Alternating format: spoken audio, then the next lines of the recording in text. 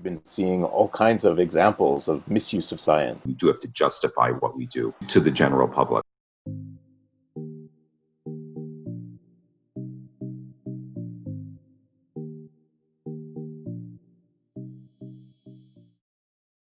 Why do you think science communication to the public is important?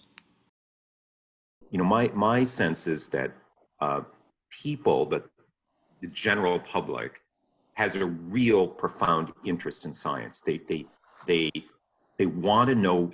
They want to know more about science. They think it's important. They think it's affecting their lives, and they especially want to know about neuroscience. Neuroscience is something that people find interesting, right? So they're interested in neuroscience and the idea that there are people who study the brain, but they don't know what scientists do, right? So there's this huge gap between their sense that there's all this amazing stuff happening and their comprehension of what actually goes on in an actual laboratory at a place like McGill University. So I think that would be my answer to the question.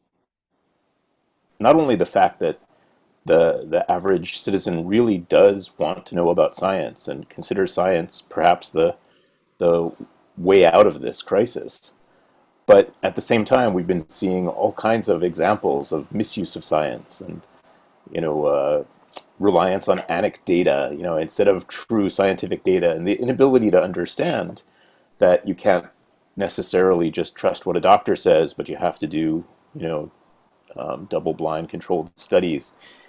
And I think it's our role as scientists to explain to the public, why that's important, how that works, why you can't simply trust somebody who says, I saw this happen and therefore it must be true. And I think if we don't do it as scientists, people will get the idea. It's very natural to think that what you saw in your science textbook is just factual material that somehow descended from the heavens. And people need to understand that this is a process, right? Even the idea of masking for COVID, right? Initially, they were telling us we shouldn't wear masks, and then they told us we should. And that annoyed a lot of people. They were like, how can we trust scientists if they don't have one opinion? But it turns out, if you understand science, you'll understand that science is an evolution process. It's a process in which the data informs the decisions. I think that's our responsibility as scientists to express and communicate.